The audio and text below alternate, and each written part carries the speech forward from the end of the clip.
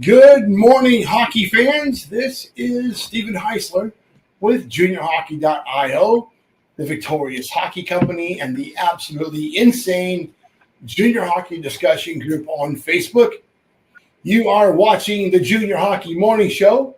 We are on the World Sports Broadcasting Network, WSBN.TV, Facebook, X, YouTube, wherever you are this morning. Hope that you are enjoying really the last week of shopping or so before Christmas. Eric Ballard is in sunny Jackson Hole, Wyoming this morning. I am in, well, still sunny, but a little bit cold. It's 60 degrees today in Orlando, Florida. Hey, Eric, how cold is it in Jackson Hole? It's about 16 degrees right now this morning. So I'll get 61 and you get 16. That makes sense. That makes perfect sense. Yep, makes perfect sense. Right. We're going to go down a rabbit hole. I might lose some friends today, which is not uncommon. Usually they come back. The good friends, I could throw a line out there and snag a few people, but they get bad for a week or 2 or 6 months and they'll come back. Today's one of those days, Eric. I hope we don't lose you. But some owners are going to be pissed. All right. I'm going to say it. We are December 13th. We're really 14 days, 12 days from Christmas. And already the North American Hockey League has fired 20% of the coaches so far. We're halfway through the season. 20%? Eric, this is ridiculous. Wow. That's a pretty big number for the North American League. Very big. You know, it's interesting. Some of these guys are from new teams, Minnesota Mallards, over in Elmira. I believe they also got rid of their coach. And some of these coaches were pretty established. Joe Coombs, Chris Ratzloff with Chippewa. These are good guys. And to be zapped so early in the season doesn't make a lot of sense, but it's a trend in the USHL. St. Clair and Lenny Childs got gassed in Omaha. 2 coaches in one team inside the first 25 games of the season. So this is really ludicrous. Eric, I know coaches are employees for the most part, but shouldn't owners give the guys more of a chance than half a season? Yeah, that's a great question, and I will say it from a coach's perspective. If you're not going to give your coach the resources and the platform to be successful, i.e. scouts, financial opportunities for your scouts, your director of scouting, whatever, you get out what you put in. And I think that if you're gonna throw the baby out with the bathwater this early in the season, I'm not an owner anymore. I was, but I do know that years ago you used to lose your job because of losing games. And I go back to years ago when the Minnesota Wilderness won the Robbie, and former NHLer Corey Millen lost his job. So I agree with you, Stephen. It is a trend. It's not a very good trend because the stability of this game, you have a better chance of becoming a mayor or a governor than you do trying to jump into the North American Hockey League. There's less opportunities to be at this level, and to throw these coaches out this early, the ownership sometimes doesn't have a pulse on that room and his coach. So it's sad, but you hit the nail on the head. It's a trend. It's starting at the NHL level, and it's getting pretty prevalent. What I don't like is when a coach's job is based on wins and losses, and they know how they present themselves in the community. But at the same time, they're not the ones picking the groceries. And I'll use Amarillo, for example. Amarillo, Harry Mahood picks all the groceries. He decides what players are on the roster. So how is it a coach's responsibility to create an atmosphere where he doesn't have the final say in who's playing.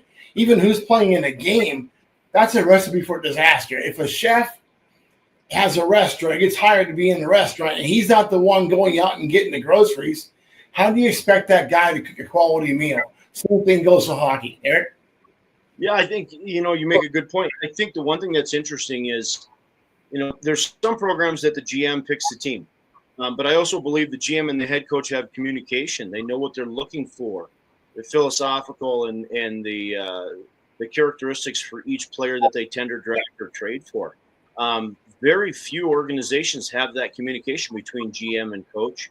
If there is two, but you make a really valid point. Is if a GM or a director of player personnel is just grabbing the best players and not the best players that fit the coaching style or the systematic play that this coach wants to, put in place, all you're going to do is you're one ahead, two behind, two ahead, one behind. All you're going to do is tread water. And, I don't know about a lot of North American League teams if they have split duties. I know there's a lot of guys that do the head coach and the GM role, but it's a heavy lift. And if you don't have the right personnel, i.e. ownership, scouting, assistant coaches, man, it's tough. And the North American Hockey League is a better league than people sometimes give it credit for. So if you're not getting the best players and the players that fit the mold of the coaching style, that's probably, I've known Joe Coombs forever. Joe's been around. He's a proven winner at every level he's been at. That one shocked me a little bit. A lot of times it comes down to egos. And if the owner gets into this for his kid and the coach isn't really wanting to play the kid, in this case, Minnesota Mallards has 2 kids on the roster. Owner has 2 kids on the roster. Right now, who's running the team are the 2 kids on the roster. That doesn't make any sense at all. And those kids are the ones who are telling daddy what to do. And so far, they've blown through that whole entire staff. Doesn't work. The one kid's pretty good. The other one doesn't belong there. But it doesn't make a difference. You can't let the inmates run the asylum. You can't let the kids run the team. It's not a joke. This is serious hockey. And these are guys' careers at hand. I wasn't a big Terry Watts fan from what he did at Wilkes-Barre last year, but still, he deserves a better chance than that. AJ was a great guy, a good general manager there, and he left. The whole staff left because of this fiasco going on there. That doesn't make any sense. Chris Ratzloff and Chippewa, he did everything, the coach, to GM, everything. Had even washing his own clothes on occasion, having to wash the jerseys because no one else was there to help him. And he did everything. And for him to get gassed, he wasn't doing bad. They lost 5 games in a row. It's a very low-budget team, and I get it. But why did Chris get gassed for? It doesn't make any sense. Now some guy that was in there that has no experience whatsoever in this league. He was an assistant general manager with Northeast Generals, worked with the field team in the 3HL for a while, but is just completely out of his element now. That's going to be really bad. But I hear that the owner has a goalie son coming up to play next year, and maybe she's going to lose $500,000 to $750,000 a year so a kid can be a North American Hockey League goalie. Congratulations. If that's where we are, Eric, I'm scared.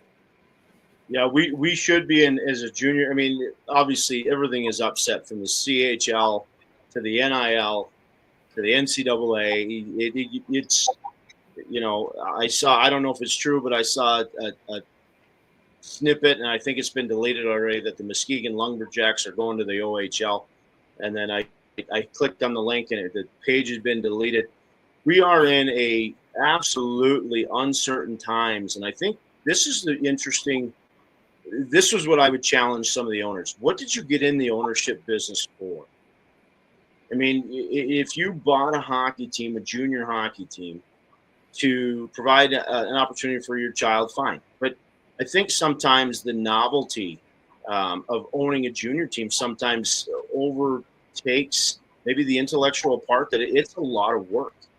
And you brought something up that's very, I think it should be thought of, and it's not is These guys have families.